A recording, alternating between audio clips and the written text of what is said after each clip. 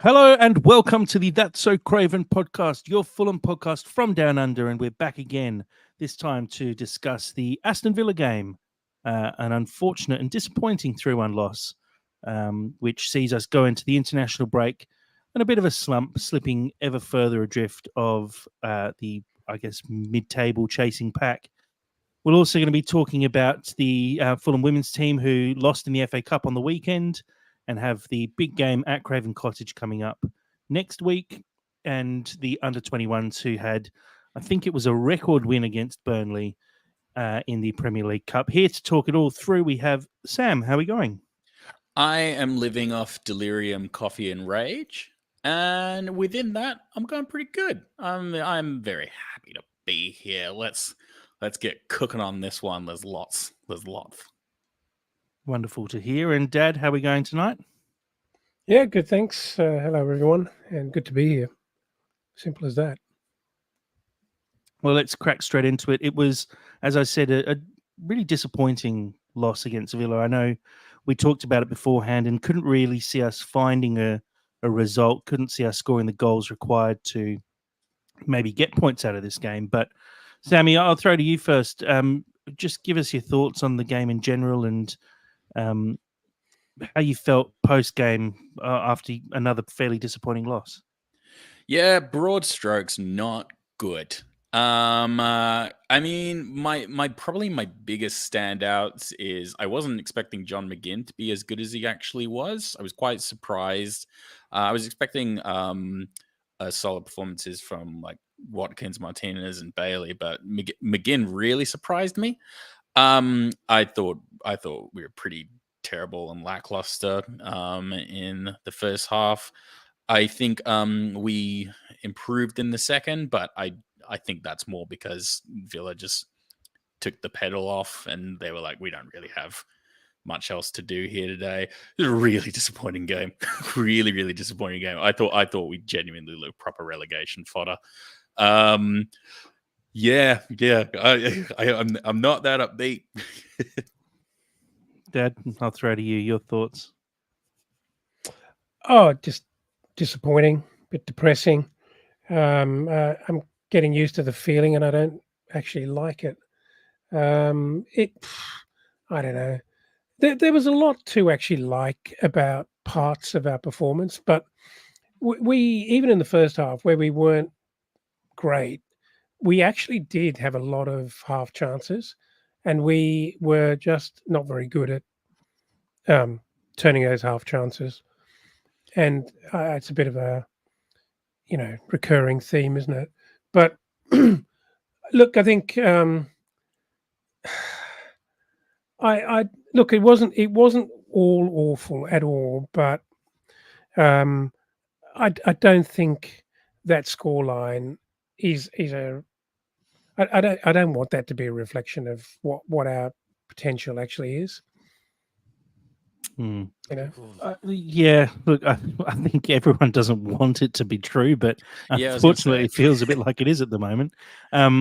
This is a good Villa side. We can't let that one slip. They're in great form at the moment as well, and form is so important. You can't underestimate how much form actually adds to a performance. And I think this Villa side are just getting constant good results, and so coming up against them was always going to be a bit of a struggle. I think just to sort of add to that is the fact that we've had our own struggles in the last few weeks, few months even. It's pretty obvious, but you have to score goals to win games, and we've really struggled to score goals. And in that first half, I don't think I know we had a few shots on target, but when I think back to them, I think it was Willian and maybe Pereira both had. Oh, no, yeah. Willian and Jimenez, I think, had shots. They were from, 25, 30 yards out, trying to curl it into the far corner. And Martinez just made it look so easy because all he had to do was basically take a step and very comfortably take the save. We just never threatened in the first half. And look, it's disappointing, but it's what we're used to now, unfortunately. Can I say, though, that, and we were talking about this during the game, is that, look, they play with a lot of confidence. And it's kind of the way in which we were playing in parts last season. But they were pretty high risk at the back, don't you think, passing the ball around? And it looked like there could be an opportunity for a bit of a silly mistake. Even Martinez looked like you could put him under pressure. It didn't look super solid from them at the back, and we were trying to press them in parts. And so I just sort of, I don't know, it just seemed like it was sort of almost there, but just couldn't really get it going.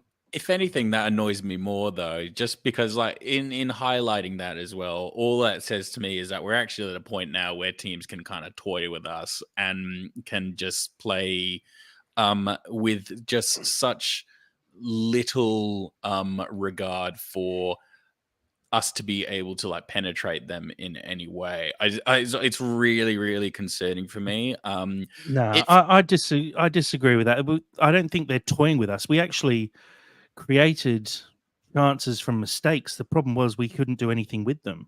Like Dad said, it was they did look a little bit shaky coming out of the back a few times, and they lost the ball. And I remember messaging Dad during the game and saying, "There's potentially something here because they're making some mistakes in some pretty dodgy areas. Quite deep inside their defensive half." But the problem was we just couldn't do anything with it. We'd win the ball back, and we'd basically just waste the chance.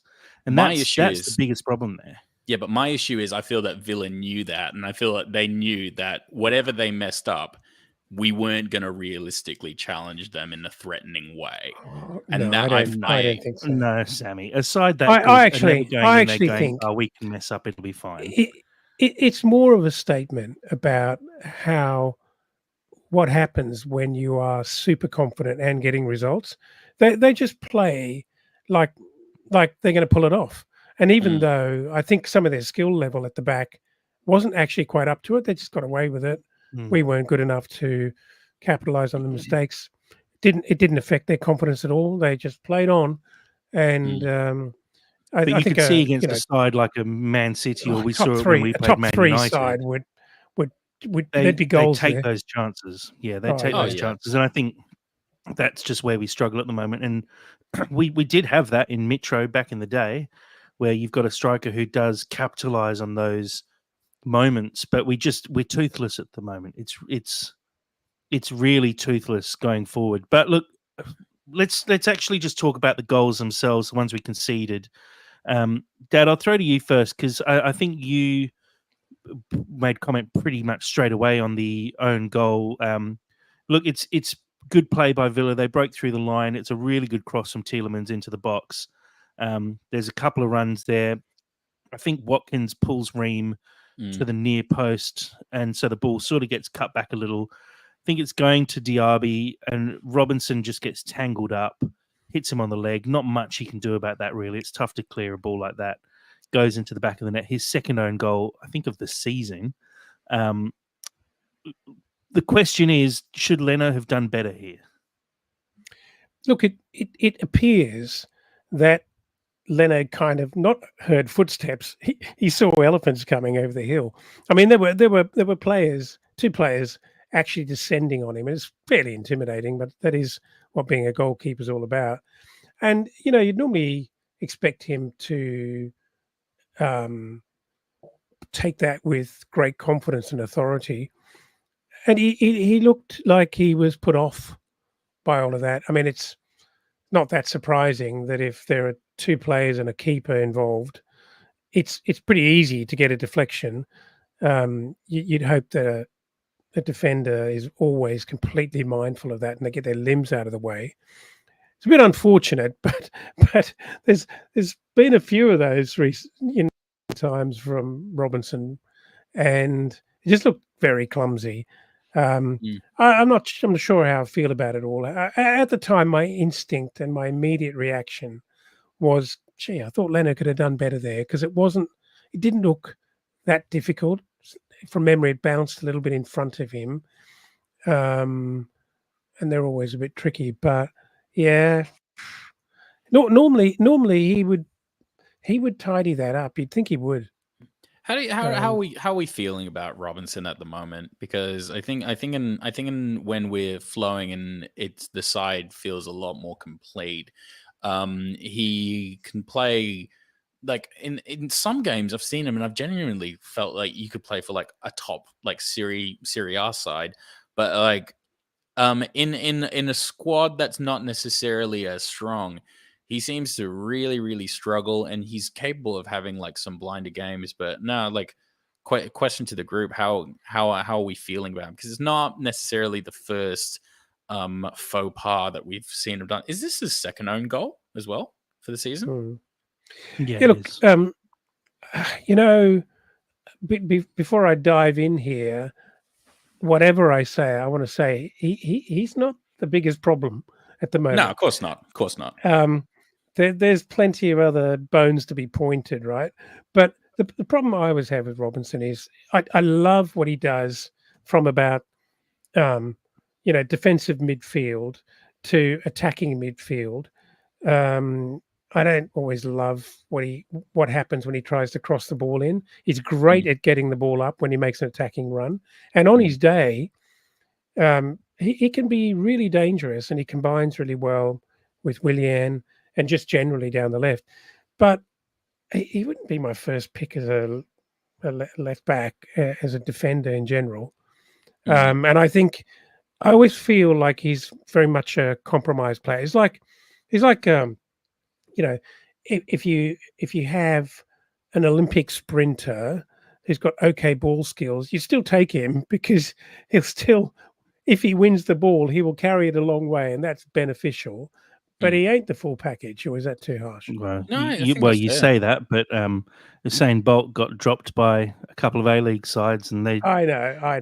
he was actually not a bad footballer as well, but pace isn't everything. Pace is great. We saw it with Dan James as well, who you absolutely despised. Had to throw that in Oh, there. harsh. Had to throw it in there. But look, pace isn't everything. I personally, I think Robinson's error prone. I think he gets pulled out of position sometimes. But as a sort of mid-table to lower mid-table, even upper mid-table side, I think he's the kind of left back we would expect. His pace does cause problems. His pace also does cover a lot of issues when he's defending. Like he's often the player who gets back in front of every other player, and he had a tough assignment on the weekend. Diaby is one of the fastest players in the Premier League, but he's just very up and down, especially at the moment. He's not the player he was last season, where he had a really good season. He's slightly off boil at the moment, and I think a lot of that is the fact that Willian in front of him is also slightly off boil as well. So they're not really meshing very well. He's having a lot of change across the back line. Last season, he had Tosin and Ream pretty much every game, or Diop, Tosin, Ream, a combo of those guys feeding him. Now he's got Bassi, so he's getting balls in a different style. Bassi also can't play the sort of crossfield ball that Diop was playing previously because it's on his weak foot, so he's not getting hit up quite as often in that sense. But there's a lot of issues there with Robinson, but like you said, Dad, I don't think he's our biggest problem at the moment. I think there's bigger issues than Robinson, and for me, it's just that everything's not really clicking at the moment. And I put it in my tweet post game, basically saying we still don't know what our best 11 is. Who starts? Who's the best players to put out on the park to get results every week?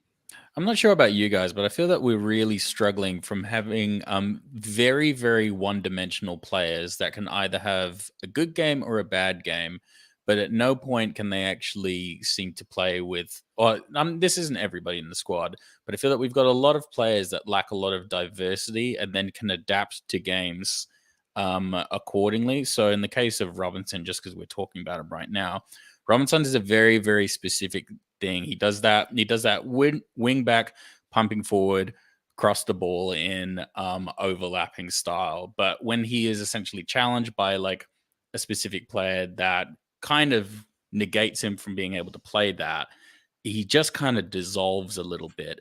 And that's assuming he is playing against somebody who can like take that out of it. And then sometimes he just doesn't necessarily have like the best game. It's natural. All players just play differently. Some players have good games, some players have bad games, whatever. But yeah, I feel like it's really, really hurting us, and especially across. It really feels like across the park.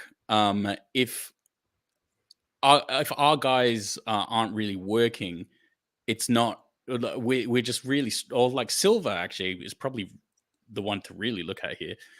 We're not working well.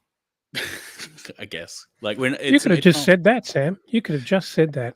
Yeah, but this is a podcast. It's about delving deep. You know. I'm still back at Jack describing Robinson as a player we should be fortunate to have as a mid-table, maybe low. I thought you were going to go as a side about to be in a relegation battle. We should be lucky to have him. I did say lower mid-table, upper mid-table. I thought you were going to go there. Well, I mean, to Sam's point about one-dimensional players, and to sort of throw back to that comment, I think we can't expect to get these players. I mean, we're lucky to have someone like Polina, who is obviously miles above a player that Fulham should actually have in their team in the first place. But it's all about putting together a smart squad of players who kind of are a little bit one-dimensional, but creating a system that works with those one dimensions, if that makes sense. And Robinson is the kind of player. Go on, jump in and interrupt. Yeah, but no, but I think to Steve's comment following on the live stream earlier, why can't there haven't been that many changes since last year, other than Mitro, and we've actually added to the squad in a quite a healthy way. But there's something missing about the squad clicking, and why can't Silva get them back to where they were, firing as a unit and overachieving as they were? But they were never an incredible elite squad, and yet he was doing magical things with them.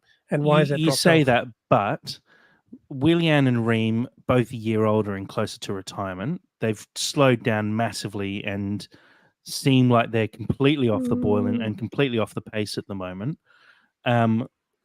Bassi is playing out of position. We had Castagna playing as well. We didn't have Iwobi last year. He's playing defensively when I think he should be playing higher up the field. Wilson, for me, should have started over Deckard over Reed. We didn't have Mitro. That's 6 players who are different from that very settled side from last year.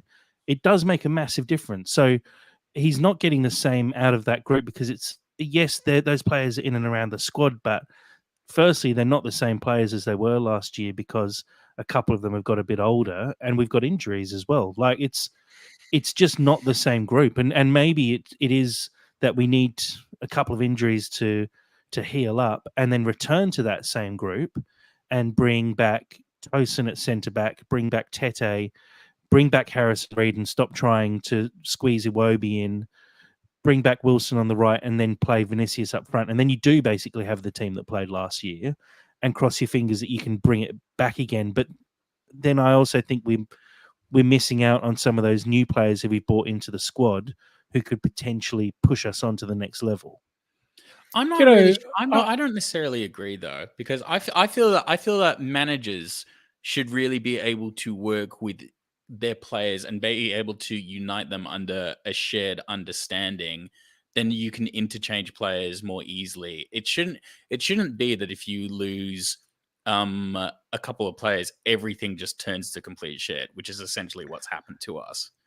That's what happens at every single club except for Man City, who have the most incredible squad. Look at Tottenham. Or Newcastle. They've got injuries and it's all falling to pieces. I can't think you can't have a system and it just work all the time, no matter what players you've got there. It doesn't work like that. Otherwise, that would have been cracked a very, very long time ago. I think that I'm not sure if I buy the sort of very obvious Ream and Willian a year older. I'm not actually seeing it in their ability to compete, to chase, to run out of steam. Ream's a fit guy, and I know it's more than just the obvious aerobic stuff. It comes down to reflexes and a whole bunch of things. But I actually think Tim Ream's suffering more from a destabilization of losing his partner that was working very well. He's got Castagna. He hasn't got Tete. we haven't been talking about this, but Kenny Tete being out of the team is massive. He's actually part of a lot of really good things going forward, as well as an absolute mountain at the back. And he's combative, and those guys can really rely on him. That he often will just deal with a guy on his own. There's no need for him to come in and support him, and you can actually stay with your own player, and no one gets drawn out of position because they have so much confidence in him. Willian, again, there have been moments when I've thought to myself, just in really tight triangles, when there's a lot of pressure on him, his mind is working very well. He knocks the ball out very quickly to the right players. So I'm not sure I'm buying the aging Brazilian man thing. I wonder if there's a bit of an attitude issue there. I don't know. He just doesn't look as up for it. Doesn't look that happy. Doesn't look like he's that happy to be there, really. Yeah, I think that to be honest, it really. I was actually on the subject of Tottenham. I was hearing Postecoglou actually talk about just how important culture is within a team. It honestly could be even like a culture thing. Like things could have happened. Obviously, we've had so much deregulation, and I feel that like it's like we've tried very hard to get back to where we were before, but I feel that culturally maybe we're still experiencing a lot of roadblocks. I have no idea what the behind the scenes is right now. I don't know if it's turbulent. I don't think so. I mean, looking at the socials of the players' sort of private accounts, and they're all heading out to dinner. There's that group of Brazilian Portuguese guys who literally spend every waking moment of every day together. That's totally true. But clearly something's wrong. Yeah, but I don't think it's a cultural issue. I don't think there's issues behind. You don't see players on the pitch arguing with each other. You don't see those issues bubbling up. I don't think there's a big issue behind the scenes. I think the players just aren't performing. And I agree with what you said earlier, Sammy. I think it comes down to Silva having to mix things up, and he's just not mixing things up at the moment. He really does need to make some changes. And look, it's he either goes back to what we had before, which is getting as close to the team from last season as we had possible, and maybe saying, look, we're conceding too many goals. Harrison Reed comes back in until we fix the problem and stop conceding stupid goals, and maybe we do have to be a bit more defensive and try and eke out some gritty wins, or we make even more wholesale changes and really switch up the front line and start dropping Pereira, start dropping Willian, start dropping Wilson, and really trying to find something. But then I think we're rolling the dice every week and hoping that we hit a jackpot, basically, which I don't think is the way forward. I'd prefer to see us actually take a step back and try and return to what we were doing last year. Do you know what? I'm just on like a brief segue, but I just want to sing their praises because I don't think we've done it enough. And yeah, like a couple of like calls didn't necessarily go their way, but I really like Timothy Castagna. I want like 5 of him. I like because he's so intelligent. I feel that like if we just had like 4 players that again I can just adapt to like wherever they are, just with just so much poise that he just kind of like can exude. I always feel very confident and very content with him. And I feel that if we had like a full squad, and if we had the same squad that we had last year and he was in it, I think we would just be singing his praises every week. I really think he's that good. Well, so Kenny, surely when Kenny's fit, he comes in. There's no way. Absolutely. There's no way Castagna's stopping him from getting his position back. What happens to Castagna? Does he just sit back and rotation? Probably won't even rotate. Probably won't even rotate. He definitely rotate. You can't have a player like that and not rotate him. He's just so versatile. You could probably stick him like if we were in a bind, you could stick him in like center midfield, and you know what? He wouldn't embarrass. He wouldn't embarrass himself at all. I just really really like him, and as I said, I just want signings like that. I think we've all been pretty positive about Castagna. I agree. I really like him as well. I don't think he's made any mistakes for us this year. No, and considering the fact that he's played at left back and right back so far, he's a pretty good pickup. I'd actually like to see Ballatore potentially get a start if we think Robinson's maybe a weak link. But I think some changes have to come in defence at some point because you can't keep conceding goals and pretty loose goals as well as often as we are and not make changes to your defensive line. Let's jump back into the game itself. There was the second goal for Villa, McGinn. Look, it's a soft one for me. The ball's cleared out. There's no one following it up. He mugs off Polina completely by dummying him, and Polina dives to block. And it's a good finish. Sammy, you mentioned McGinn at the start and said he was great. I don't think he was great. The one thing he was is very smart. He got under Polina's skin right from the start of the game, and his only aim was to get him yellow carded. He went down. I'll show the stats quickly, even though we're not at that point yet. But Fulham had 17 fouls to Aston Villa's 4, and I reckon 10 of them were João Polina. Yeah. Well, I think went down any time he saw Polina even come close to him. Yeah, no, very, very topically, very Jack Grealish of him.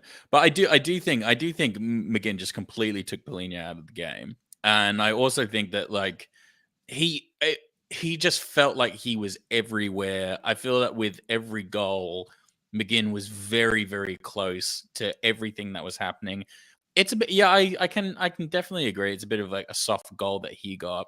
I thought his setup for the last goal, for Watkins' goal, was brilliant because without him, you don't get Bailey being able to set up the cross for it. It's a simple tap in, but I feel that McGinn does the majority of the work there. I was actually listening to Micah Richards actually talk about him today, actually, because he was saying that he's always kind of been in the shadow of Grealish, and now he's essentially just like his own player, and he's actually getting he's getting his flowers, and now, yeah, I feel that I feel that he just completely controlled us, and it was very, very annoying. He's very annoying. Also, he looks about 56, and it just felt odd just seeing somebody who looks that much older than everyone be way more agile than everyone. You're on mute, Dad, somehow. I reckon we've lost him for a second there. That's okay. He'll come back eventually. Follow on you. Look, oh, there we are. Yeah, what I was going to say was he easily makes my top 10 punchable faces without any doubt. I'm glad we waited for that because it was 100% worth it. Look, I wouldn't call it shithousery, but he is. That's exactly what it was. Well, I'm kind of surprised the ref bought it, really, because it's pretty obvious what he was doing, and he was just that player, wasn't he? I mean, he's a hard-working player, and I'm sure they love him as a sort of a rousing, hard-working, mugging captain. But he's a very annoying player. He's not super talented, but he's very annoying. It's the smarts for me. He obviously. I don't know if it might be the whole Villa management and the coaching staff when, we need to take Polina out of the game. How are we going to do that? It's John McGinn being a dick all day. And he was. Every time he went down, he was straight in the ref's face saying, give him a card. And he made a real point of it. And it worked. He got Polina a card. As soon as Polina gets carded, he is kind of taken out of most games because he really knows he can't get sent off because we can't afford for him to miss 3 games at any point. Unfortunately, the fact of the matter is now because of that yellow card, which probably deserved purely on the number of fouls that he made on the weekend. Polina is going to be missing for the Wolves game, which is really disappointing because that's an important one for us.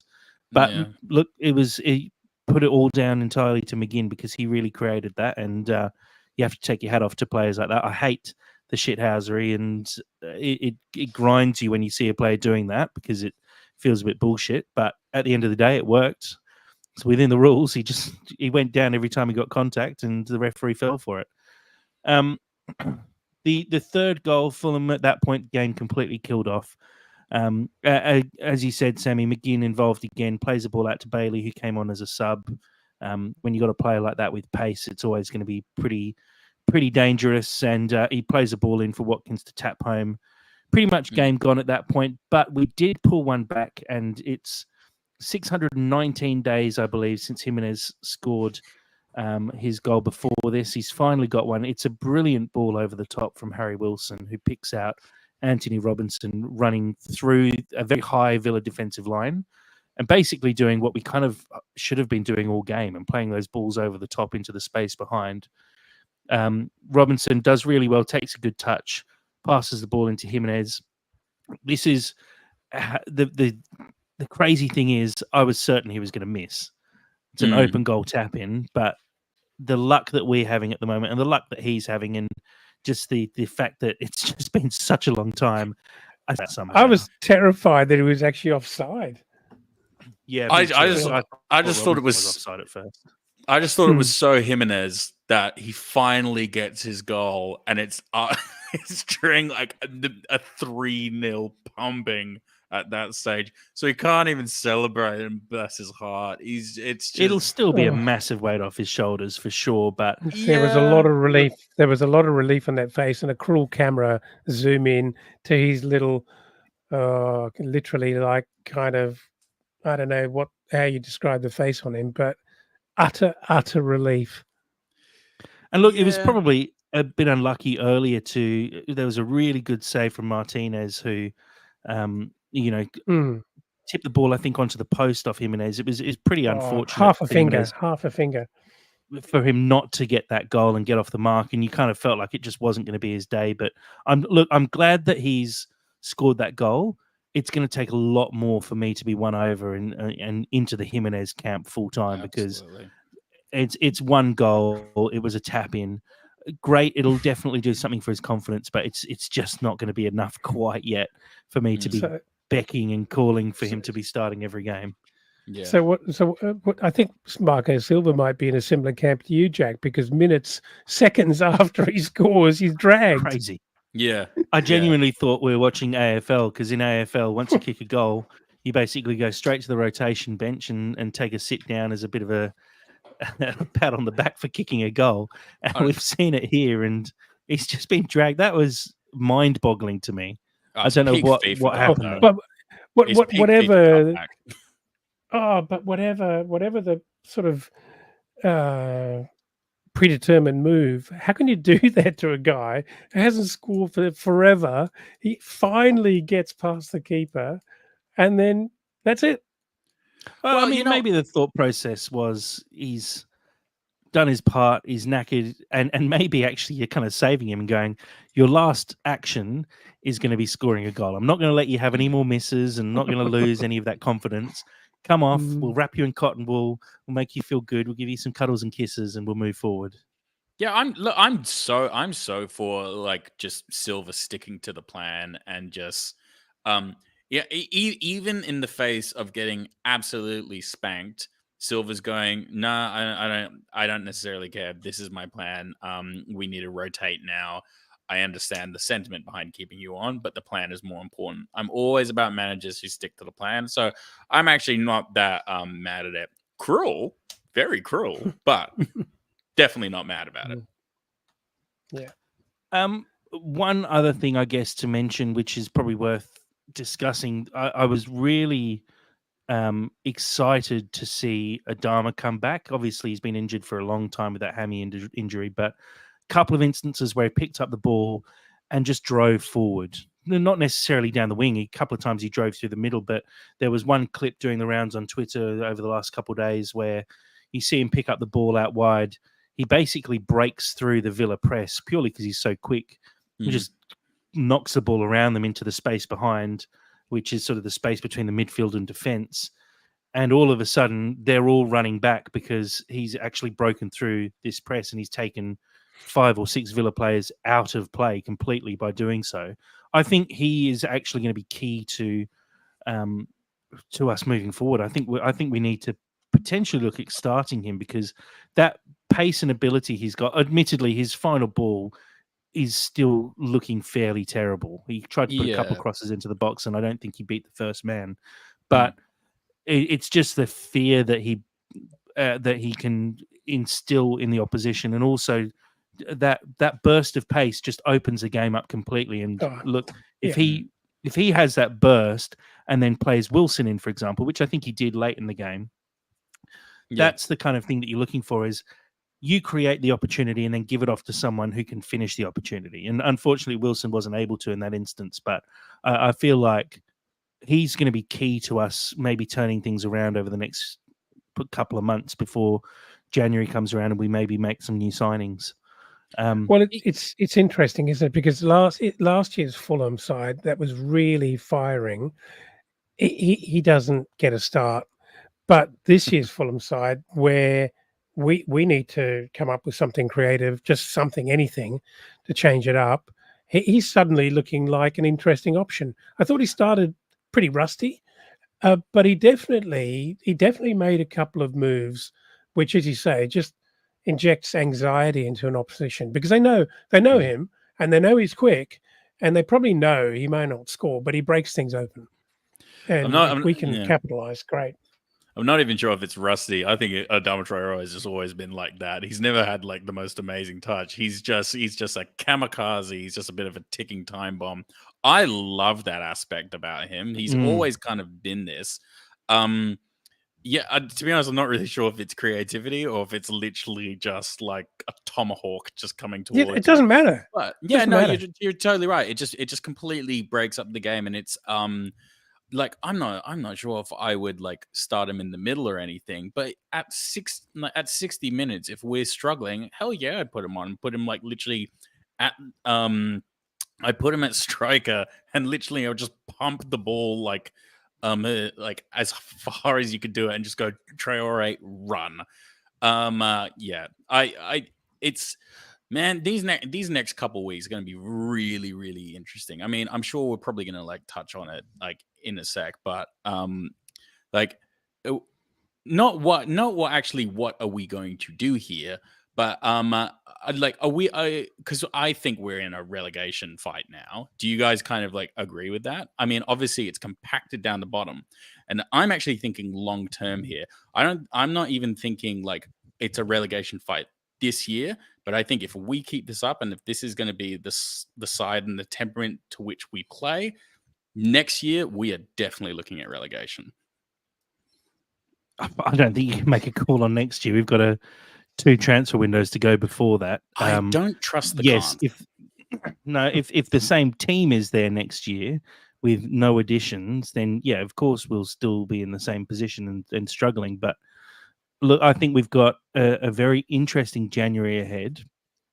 I think with the players we've got, there's definitely the potential there to pick up points, and we saw it last year. It's like we've said, it's not a hugely different team apart from one man up front, but that shouldn't be affecting us as much as it currently is. So there's some bigger issues in the way we play than just our striker. Before the game, I put out a poll on Twitter asking if we were in a relegation battle, and 79% of people said yes. So it's definitely the feeling around the Fulham community that this is starting to feel like a relegation battle. For me personally, and I know a few other people have been slated for saying it, but I just can't see those teams at the bottom challenging enough for us to actually be in a genuine relegation battle. I think we're in a battle to potentially get into 17th, 16th and really be clear of it. And I think you can say, because, mathematically we might not be safe until 3 games out from the end of the season.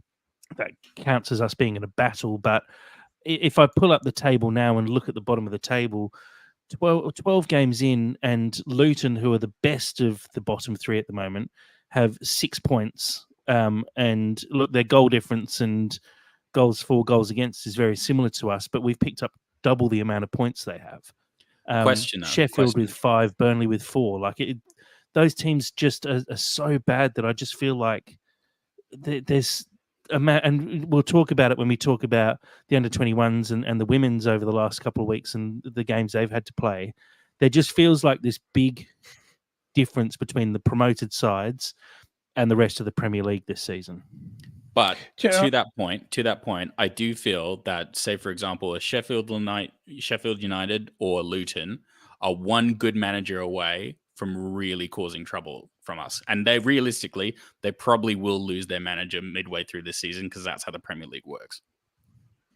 I was saying to Jack, one thing that might just be a bit of a blessing here, if there was any doubt in anyone's mind about, just how precarious the situation actually is, notwithstanding how shit the lowest three teams are, over the next few weeks, we play last, so we play Sunday or maybe midweek or whatever.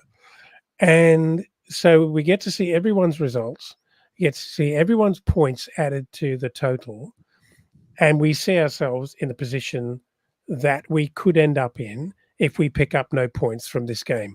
It's quite kind of stark. It's quite confronting, but you know what I mean? It's like better than turning up for a kickoff on a Saturday afternoon with the majority of teams playing the same time you're playing, and you're not really overthinking where you might be at the end of the last whistle.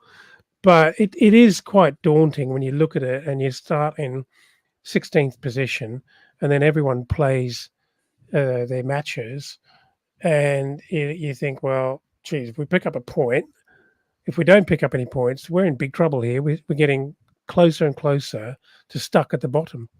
I don't know. Yeah, I think, as Colm says on our live stream here, we are one win away from 12th at the moment.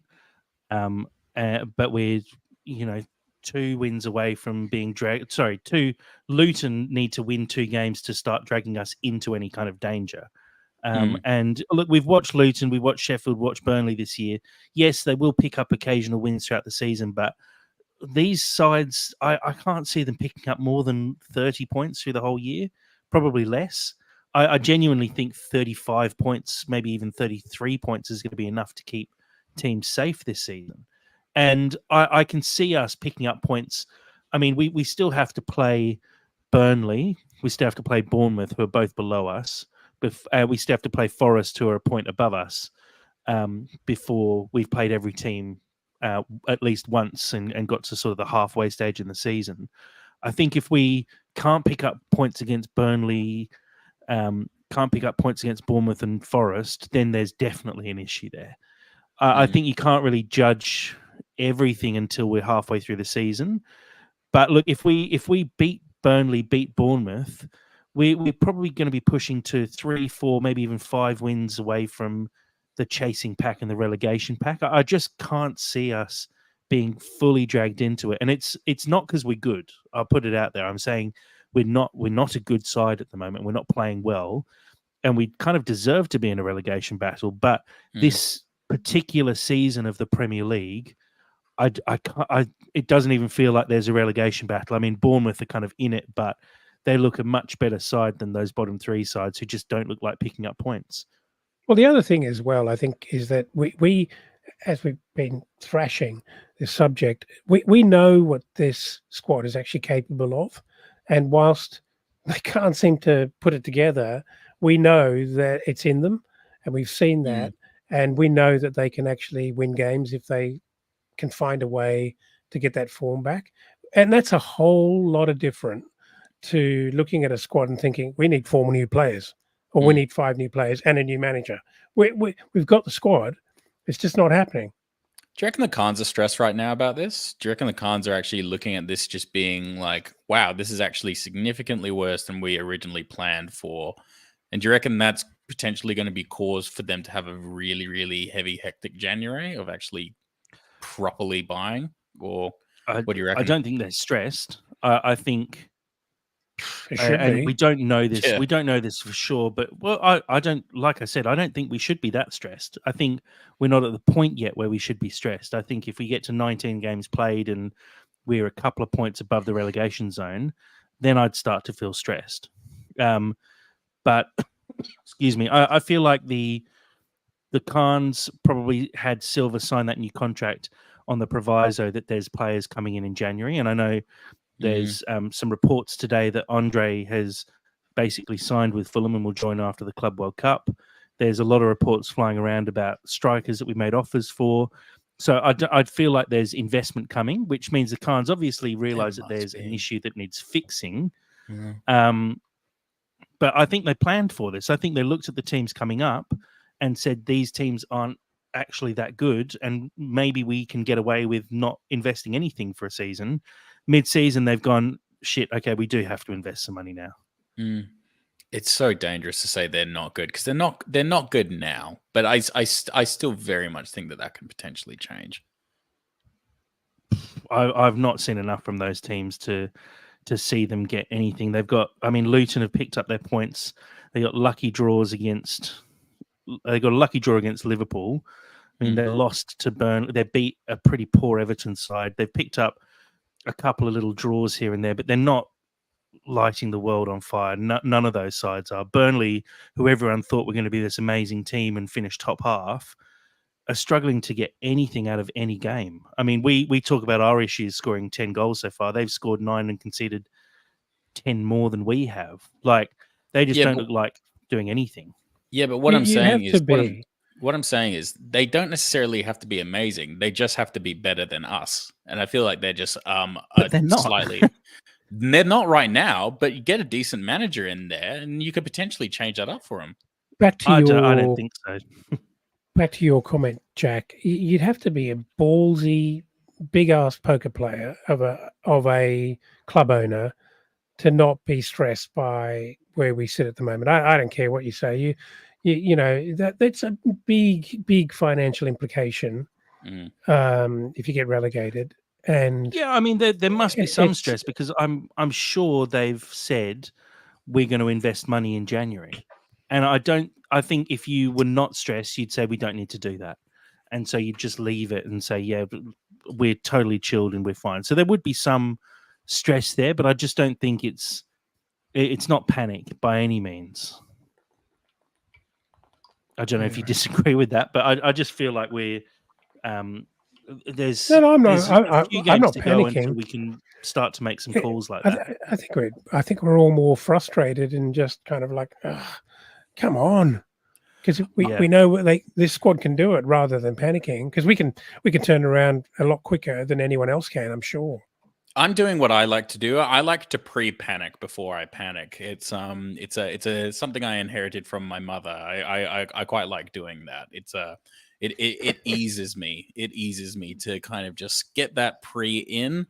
So then when the panic actually starts, I'm like, okay, well, I've already thought about this now.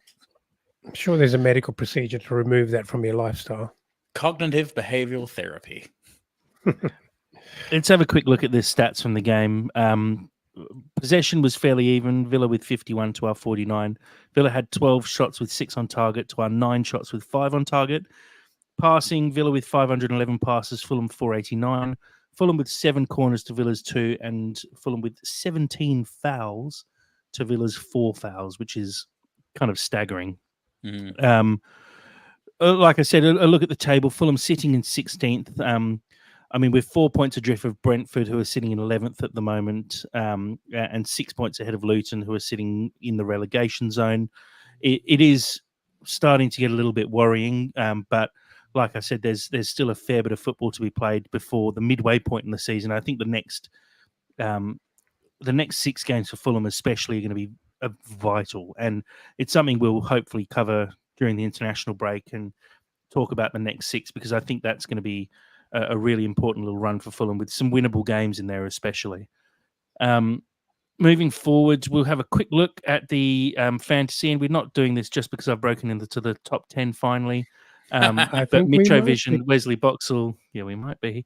Wesley Boxall's still sitting on top. He's been doing very well all season, 786 points. Jonathan Peachy in second place is doing really well, and is that Safira G with All About That Bassie has come up into third place recently.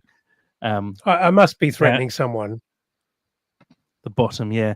And a big shout out to Colm as well, who's on the live stream, currently sitting in 6th place, doing really well with Rob holding a sack of rice. Yeah, not bad. Rob holding a sack of rice.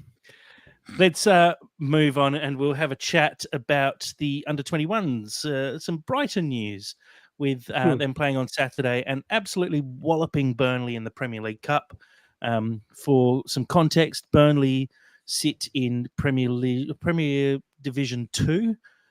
So the league below Fulham under-21s. Burnley is sitting, I think, about mid-table at the moment. Fulham currently sitting second or third in the under-21s league. So, look, there's quite a big difference there, especially when they combined the under-21 leagues at the end of last season. So now the Premier League, I think it used to only have 12 teams. It now has 24 teams.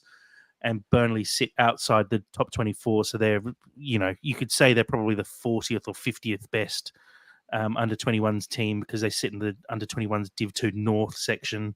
And look, we know that this under-21s group is very special, and they really showed it on the pitch as well. I'm sure we've all seen the highlights. Goals from Lupalo Bai, 2 goals for Luke Harris, Doria Henry, Chris Donnell with a hat-trick after coming on as a substitute, and Georgios Okas as well with 1 goal there. Look, and it was partridge in a pear tree. Yeah, I reckon. It was a clinical performance, and we talk about it when we talk about the Fulham women's team as well. This under-21s is a very, very special group. There's a lot of high-quality, talented players here, and you see it in the international break. All of these guys are going off and representing their countries. Not all of them, but a high number of these guys are going off and representing their countries. And we're getting to the point now as well where a lot of them are representing the senior team, especially guys like Dibley Diaz with New Zealand, Luke de Fougerolles with Canada, Luke Harris with Wales. They're getting called up for senior matches, even though they haven't even made first team debuts in some instances. Dad and Sam, I guess you guys watched the highlights from this game and just saw how clinical this Fulham team can be.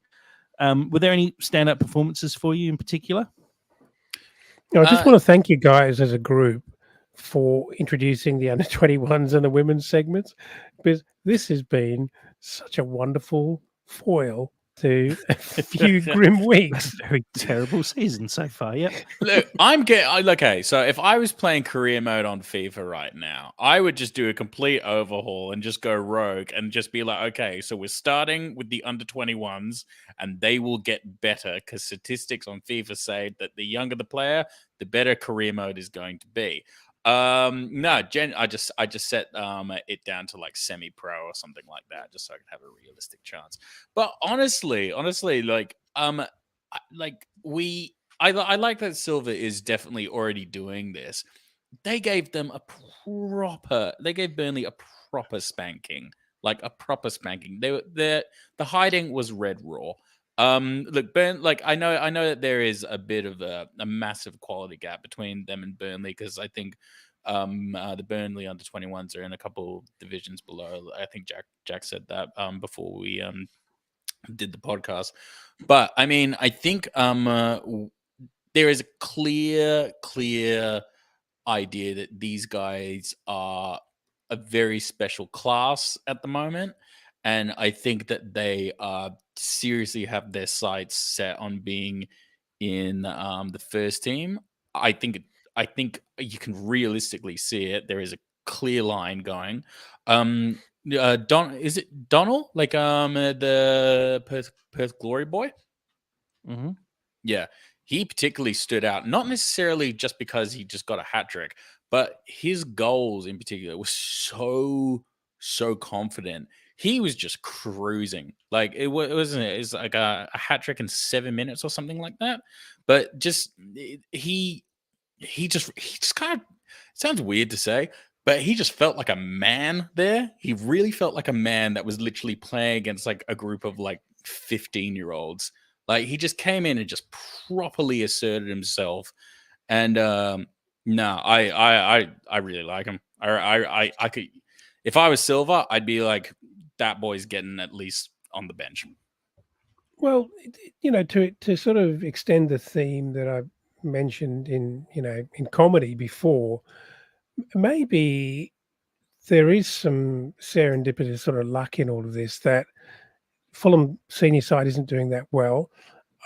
Obviously, the recruitment staff would be looking externally to try and beef up the side. But you cannot help but think that the under 21s doing really, really well and playing out of their skin and really dominating, it must cause the senior team to be thinking, hey, I wonder if we, well, how would it go if we actually gave this guy a chance? Well, what have we got to lose? Well, if you think of something, even if they, it's different for a defender like Luke de Fougerolles. I mean, he sits on the bench, and if we're getting battered, the last thing you want to do is bring a kid on. But if you need someone in attacking midfield or possibly a striker or something like that, you're more likely, surely, to roll the dice on a young, inexperienced player than you are on a defender. That would be my take. Also, as well, if you think of Jimenez, and this isn't going to be a trash on Jimenez, but like Jimenez is earning 100,000 a week, so if he shows up or not, he might not necessarily start, but he's still making his money. He's kind of largely been proven in the Premier League. Doesn't really have that much to give to us. He's in, like, all he's really got right now is to prove to himself that he can still kind of do it. That's a mental thing within him. These guys are looking to really step up to that next level. If they're playing in the Premier League right now, if they're given that opportunity by Silva, they're playing with so much hunger, because they know that if they show up and everyone's going to be looking at them, everyone loves an upside, everyone loves that story, they can get a serious move on. And you know what? Why aren't we milking that for every little bit that we can, especially while we're struggling? Well, I'll answer that. When you're in a relegation fight, bringing youth players into the side is not the best policy. You want to be able to bring players in the Championship, like we saw. Consider the progress players like Carvalho and Sessegnon made in the Championship, and consider if they would have made the same impact in the Premier League in a side that's getting relegated. Almost certainly not. So it's actually about keeping this group together. If worst case scenario we do get relegated and have to sort of start again, we've got this great group of players who you can integrate straight into the first team.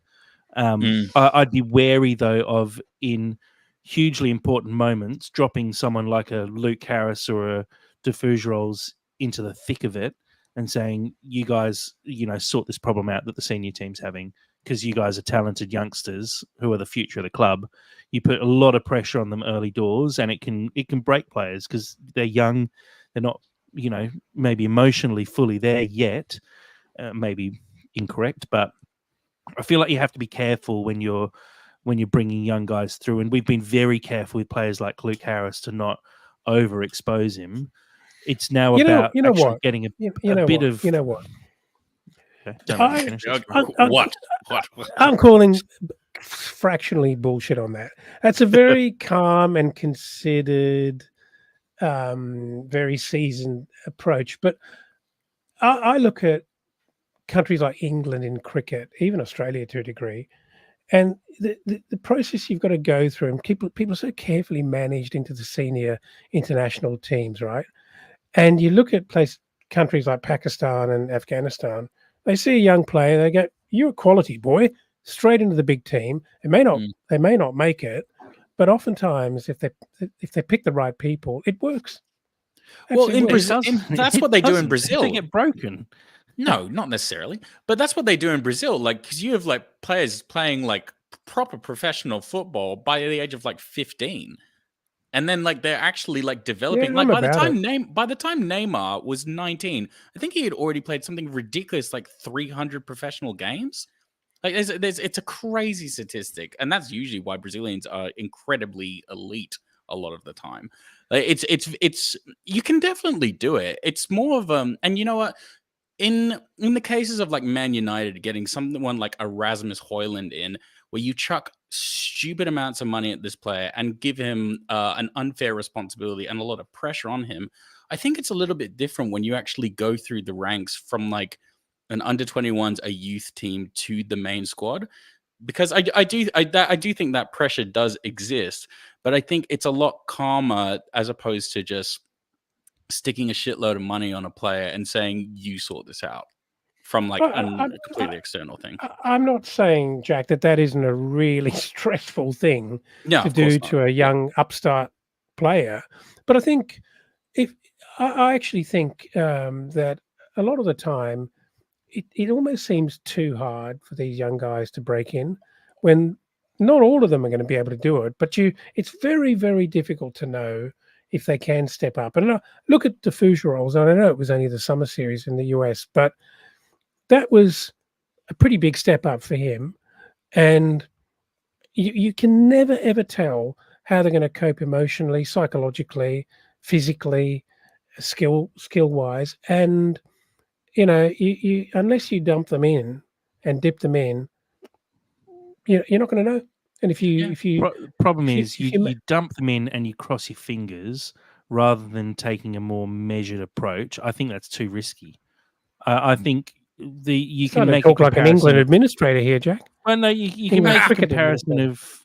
you can make the comparison of Neymar, but he is one very special No, he's talent exceptional. who it That's worked exceptional. with. So it's and the same with Haaland and Mbappe and those guys. Like these are Ballon d'Or winners. We might have Ballon d'Or winners in our ranks, but then realistically, the majority of these guys, and if you look at the statistics of players who play for academy teams in England, it's something crazy like 0.5% of players actually end up going on to become professional footballers.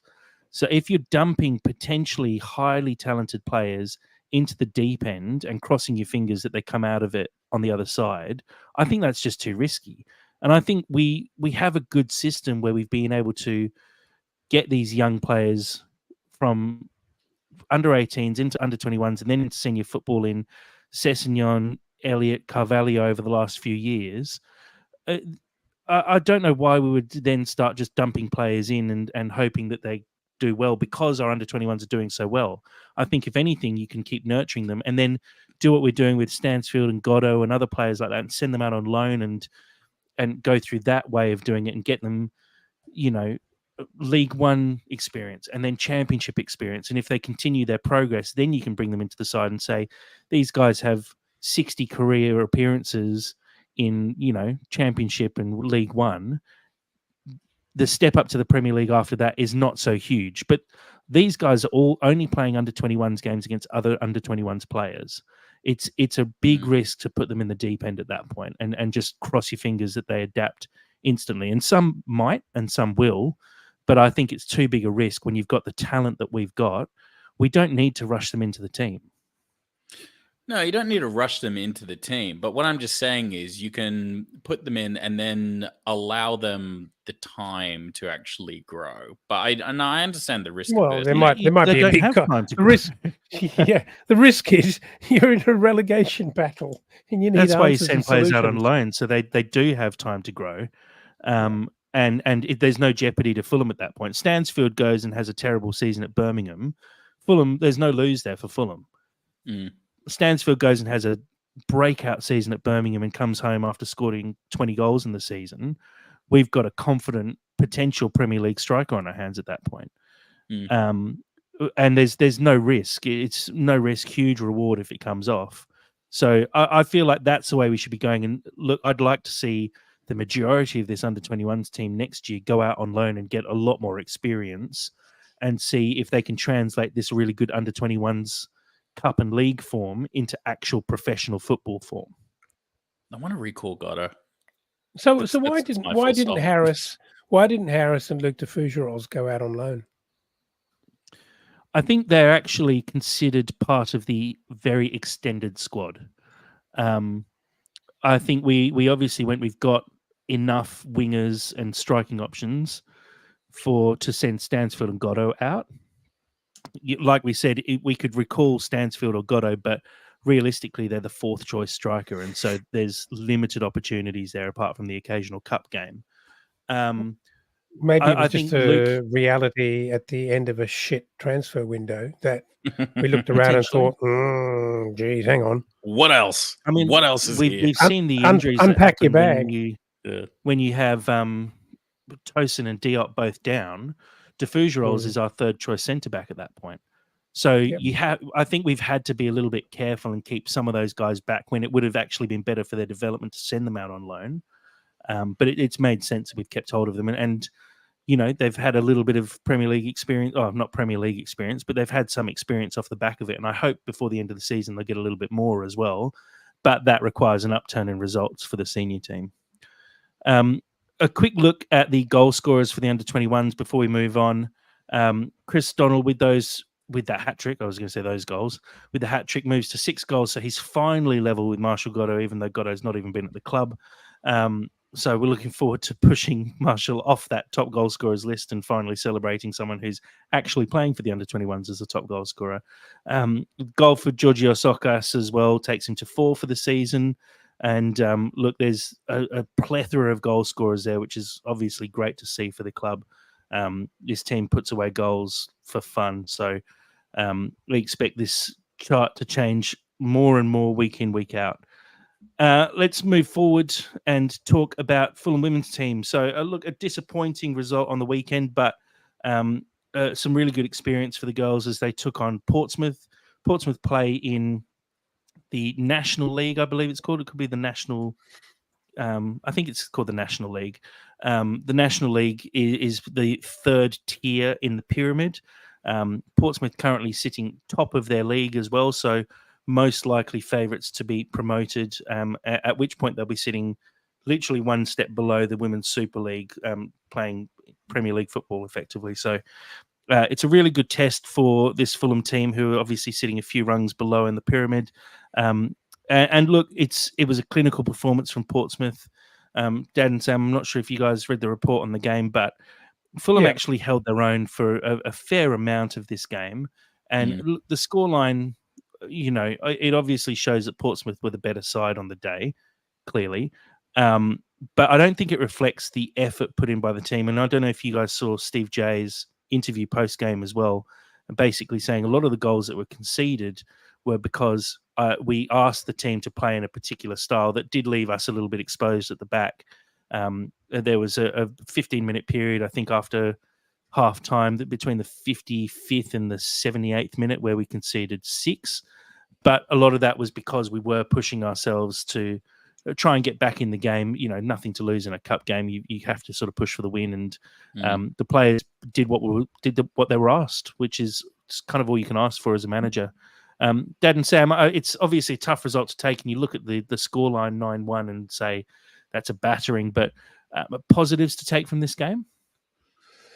Yeah, well, look, firstly, thanks and a shout out to Dan Crawford from the Hammy End, who wrote a very good summary of the game, very eloquent, very poetic in parts. And I know Dan's a genuine follower of the women's team, and so we celebrate that very hard as well. So thanks for that, because we appreciate the info. Look, maybe that's a very, very harsh scoreline to deal with. And from everything we have heard, the first half, it was pretty even. And so a clinical performance obviously makes it perhaps look and feel worse than it even was. But I'm just wondering whether this is not a league game. It's a roll of the dice against a side a long way above you. And it's just unfortunate that that's what you've drawn. And that is the way of cups. But I wonder if this is not a bad precursor or warm up for the Arsenal game at the Cottage against a really good opposition. So you're not smashing league teams way below you and possibly getting a little bit complacent. It's maybe psychologically not the worst precursor to the big game on the weekend. Yeah, look, I don't think it's the worst outcome in the world. Look, at the end of the day, women's football at the moment has progressed so much.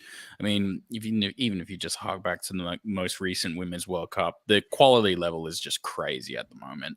And so as a result, you do have deeper disparity between the leagues that you wouldn't have necessarily had quite a few years ago. So it was always going to be a challenge for us, and we're in the stage where we are climbing the ranks. We are we're pushing up, and it's realistic. It will happen. We're at the infancy of that climbing of the ladders to get back to the women's Super League, where we will be. I have every confidence that we will be there. I don't want to use words like being humbled or anything like that. I think at the end of the day, we went to be competitive, but we just played a team that had longer legs that we did. Were able to essentially take, yeah, as in they were able to play significantly harder for longer periods. So we were able to give them a really, really solid first half, and then we just didn't necessarily have the legs to compete with the rest of the game. And then they just took advantage of that and then just kind of steamrolled a little bit. But it's an experience. Yeah. I expect it may not have been. Obviously, we're speculating because we weren't there, but I suspect it's more like, playing Man City, making a couple of mistakes aside. Your peers as mid-table clubs in the league may not punish you for it, but a team much higher than you will absolutely punish you for it. So it may not be a legs and fitness thing at all, but purely a quality thing that there's no shame in that, and you have to respect sides that have better quality, which is supported by their position in the pyramid. Yeah, of course. But no, it's definitely not the end of the world. And I'm sure that Steve J and his team will be straight on to it and get that group back focusing on the main job at hand, and that is, catching the top team and getting promoted. Yeah, absolutely. And look, I think this needs to just be taken as a bit of an experience, and it's tough playing against a team that are obviously superior in quality to you, but you learn a lot from those games as well. Even though it maybe can be seen like a negative, you go into it and hope to get something out of it, come out with a pretty disappointing loss. But being able to play against players of that quality, you do learn a lot on the field. You see their movement. And I'm sure you guys saw in the highlights of the goals as well how clinical this Portsmouth team were. Pretty much every attempt they had on goal was in. They finished really well. They didn't miss out on any opportunities. They pressed our defence really well and caused a couple of little errors as well. And these are things that we learn from. And fortunately, it's a cup game. It's not having huge implications in a promotion race for us or anything like that. It's a learning opportunity, and I think one that we're going to take a lot from. And hopefully, we take a lot from that game into the next game, which is against Arsenal. Before we look at that, I'll have a quick look at our top goal scorers list. Sophie Manzi still far out in front with 13 goals. Georgia Heisman not far behind on 9. Edie Bichelle with 8. Sasha Adamson 7. Meg Mendez, who scored Fulham's lone goal against Portsmouth, moves to 6. And then there's a handful of people as well with a couple of goals to their name throughout the rest of the team. But let's talk about the big game coming up this weekend. Fulham taking on the Arsenal Academy. Unfortunately, this game is not going to be streamed live, but we will obviously get a slightly better highlights package because of the number and the quality of cameras at Craven Cottage. So I'm looking forward to watching some hopefully extended highlights of this one and some high quality football against what will be a decent side. It's obviously an Arsenal Academy side, but Dad and Sam, I still expect to see some pretty high quality players. If we look at, we were talking about our under 21s and how good the academy is. Imagine our under 21s where we've seen playing against League One opposition and getting results. I think we're going to be in for a pretty tough game against Arsenal. Yeah, no doubt. Yeah, like well, Arsenal outside of like Chelsea and like the Women's Super League, they're one of the strongest, if not probably their closest contender. Yeah, no, these it's gonna be as well as an awesome experience for the girls, and just for the cottage in general. It's going to be a very, very good game for them. It's going to be a really significant test, because yeah, these are going to be this is pretty much the tier below the cream of the crop, because these girls in the next couple of years are going to be the household names within the women's game. So really, really exciting. It's really, really cool that we're going to be able to like play against them and really get a feel for that level, because I mean, within, so like sometimes when you play, like if we were to play against Arsenal, that can almost be slightly counterintuitive to us because the gap in quality is so big. But this was a really good opportunity to measure ourselves against top opposition, and also just kind of get a feel about where the game is progressing, who these players are going to be. Nah, it's gonna be really, really good. And also as well, tickets are so cheap, so hopefully they just get like a really, really big crowd come down the cottage for them. I think the other aspect to it is that, without ignoring the game and getting a result, I think there's I don't want to use the wrong word, but there seems to be a bit of a carnival atmosphere about this one. I think it's such a wonderful opportunity for the girls to play at Craven Cottage, a really lovely ground, um, and no doubt be supported by much bigger crowds than they would normally have, and that's really exciting. Imagine, Georgia Heisman was talking about it in the Fulham Fix podcast, about the feeling of actually scoring at Craven Cottage, and hearing a crowd roar, and I think absolutely wonderful. And I desperately want the girls to be soaking that up, and to have that imprinted in their mind that that's the opportunity. That's where this journey is going. And so it's a great chance to sort of kind of get that end goal in the top of your mind, that you can actually start seeing it and believing it. So it's just exciting. It's so realistic as well, because it's realistically probably going to take the girls maybe about 4 to 5 years to actually get to the women's Super League, like the Premier League equivalent for like the women's. It's probably going to take about that much time for them to actually get there.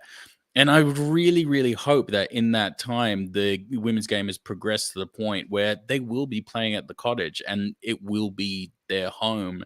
And it just the more that the girls can do that and see themselves in the light that they should be seen, I just think that is just so important, and they should just be given every opportunity that they possibly can to just picture themselves, visualize it, and just be treated that way. Because the more that we treat them that way, the more they will become that. So what are the bets for the crowd for Sunday? Oh, well, I mean, they've sold 2,000 tickets as per. I think they recorded Fulham Fix last. I think on Monday night, actually last week. So, or Tuesday could have been. I can't remember. So, I'm hoping that they have a lot of people rock up on the night to buy tickets at the gate. I think the goal should always be to beat the attendance records from the year before. I'd love to see 5,000. I think it was 3.5 the year before. I think 5,000 would be a really good crowd, and 5,000 people make an awful lot of noise. So it'd be great to see that kind of level of attendance. I don't know if you guys think that's maybe a step too far. I'm not sure. No, of course not. Wrexham did it really recently with they had 7,000 people rock up, so we can do it. It's absolutely impossible to tell, isn't it? And it all it takes is for Fulham to push it hard enough, and I mean, I'm not sure, but it would be great if all other podcasts were pushing this equally as well. There's no football on this weekend, obviously international break. What else are you going to do? Yeah, of course. exactly. I also enjoy your confidence, Sam, saying that this Fulham women team are 5 or 6 years away from heading into the Women's Super League. That's like saying Slough Town are 5 or 6 years away from the Premier League. They'll get there pretty soon. Well, I genuinely believe it. I genuinely believe it. The issue being the one promotion spot Yeah. for each league going up. It's a Well- very tough way to progress. I think you have to keep backing the club constantly financially, and I hope Fulham do that. It just 5 years might be a stretch. I think it's probably a 10-year plan. Hopefully, Yeah, sure, Jack. slow and but steady progress. To compare it to Slough, God forbid, Fulham is a proper club. It's got money, it's got infrastructure, it's got facilities, it's got a lot of attraction, and it does have the money to buy the right players at the right time to make utterly sure that it does happen. Notwithstanding the fact that it is obviously incredibly difficult to get promoted, and one or two slip ups in a whole season, a long season, and you're done for. It's really tough. But if you overcompensated by buying in the right players and just making absolutely sure that it happens, you could do it. I'm not saying it's going to be serial, year after year after year, and you just do it, because it's never going to be that easy. But the importance as well is us continuing to put it at the forefront of people's minds and the Fulham community, and totally they need the support for that to constantly be pushed as something that should be made important at the club. Absolutely. And something that should be a sense of pride for the club to have a WSL team, because we take a lot of pride in the history of the women's team and the fact that we're FA Cup winners, and we were battering sides back in the day, and we were so far ahead of everyone else, and it's such a shame we let that slip away, back in the early 2000s. And I think the club and the fans would love to get back to that stage where we are, one of the biggest women's teams in the country, if not in Europe. Well, if it isn't the sort of burnt-in mission of the club to get there, one way perhaps we can contribute is to actually try and get the fans on board to make sure that the club doesn't forget that that's what we want and that's what we believe, where we believe the women should be. Yeah, well, and it also as well, I think even if it does take us between like 6 to 10 years, it'd be really, really nice, because I truly believe that investment in the women's game is one of the best things that you could possibly do, just with the way that everything is tracking and the trajectory of it seems to be. So, like, if it takes us that long to get there, then I've got every confidence that by the time that they actually get to the Premier League, they will be playing in the cottage and they will have the full backing behind them. And wouldn't that be incredible that when they go there, they have the full support of everyone and it's really, really visible, as opposed to still having to like fight for that recognition? Because I really think that in that length of time, the women's game will have progressed that much. Educate me. What sort of numbers do Man City, Chelsea, and the likes get to the women's game? They get pretty good. They get pretty good. I mean, obviously, it's not the same as the men's game, but any idea, Jack? I'm just having a very quick Google, looking at average 3,000 per game. Which, if you compare that to 5 years ago, is crazy. Because 5 years ago, they would not be pulling that. Yeah, look, most teams play. They don't play at the Premier League grounds, and that's not because they don't want them to play at the Premier League grounds. I think it's more than anything is the schedule. I think every club would love to have their under-21s and women's sides playing at their home ground, but realistically, it's too much stress on a pitch across a full season. You're talking about school pitches at that point that get played on, 3 or 4 times a week, and you do it because you have to. But I mean, what we hope is that at Motswell Park they maybe make some redevelopments and turn that into a slightly bigger capacity of maybe a couple of thousand and a bit more seating there. But I mean, that's a whole other story. But it's all about investing in the women's game going forward and just ensuring that we do put it at the front of the mind of the club and of the fans as well, because the fans are the ones who put bums on seats, buy tickets to games, and show interest in this. So I think we need to just always be pushing it as hard as we can to make sure the club understands that it's what the fans want and it's what people want to see. Guys, I think we've probably covered everything. It's been a pretty long one. Is it any interest from either of you on actually playing out? Because we did sort of mention it slightly before that we were featured on Fulham Fix, which was released today. We had there were a couple of the girls were on from the women's team, Georgia Heisman and Sasha Adamson. As followers of the podcast would know, we've been releasing songs over the last few weeks for the Fulham players, in the hope that some of the crowd will actually get along and make the girls feel at home and really put Arsenal under a bit of pressure as well by having a big noise in the stadium. Would we like to play the actual tracks for Sasha Adamson and Georgia Heisman on this podcast, seeing as though I played through a tinny phone on the Fulham Fix podcast? I don't even want to discuss it. I don't even want to You've got it right under your mouse. Just do it. Yeah. You don't need my permission. You already accosted me enough to make the fucking things in the first place. Sammy didn't actually make them. We actually hired someone else to do it. Anyway, here's the first one for Georgia Heisman.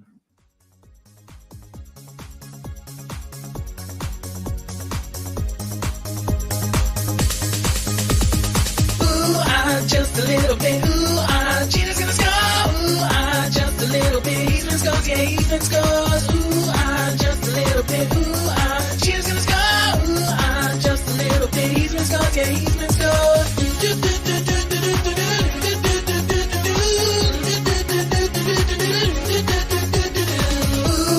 just a little bit, Gina's gonna score, just a little bit, Heisman scores, yeah.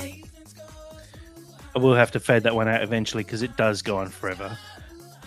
But that's the first one. As you might have heard, it's a vibe, man. This is a good track. I'm gonna back this. This is a good track. I'm happy with this. I'm very happy with that end result.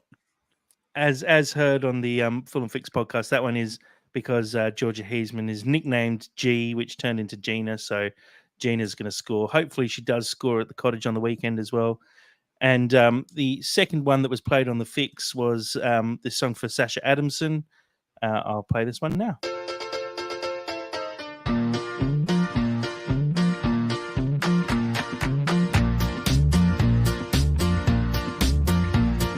Stevie J said I need someone on the wing. We need someone who can run the game. Sign me up a player who can do her thing. She scores, you'll hear us all singing her name. She can pass, she can shoot, she can score. Brah! We have Sasha Adamson. She can pass, she can shoot, she can score. Brah! We have Sasha Adamson.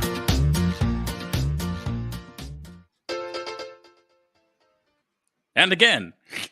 I won't let that play again, but another one for Sasha. That's Obla Di Obla Da, for those who didn't pick that up straight away from the Beatles. Like we said, we're doing it for a bit of fun. There's on our Twitter. I think just before the game, I'll probably pop them all together in a bit of a playlist so people can actually sit on the train on the way to the game and listen to the songs and learn the words and hopefully chant a few songs out to the players. I'd love it if Fulham actually blasted them through the tannoy before the game as well. I think that'd be top class, but we'll have to have a few words with our friends to see if we can make that happen. But yeah, keep an eye out. We've got a couple more to come before the game on Sunday. Hopefully, we're having some real creative struggles in the background, which are causing us all to pull our hair out. Has not ended, people, from last podcast. It's still going. It's still very much there. It's good. Still very much there. Good. Very much alive. Lucky we're family, because I don't think we'd be friends by the end of this. No, yeah. We're really pushing it. I'm loving every second.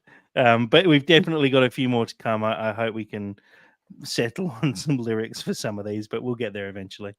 Look, guys, I think we can call it quits there. Not forever, but for now.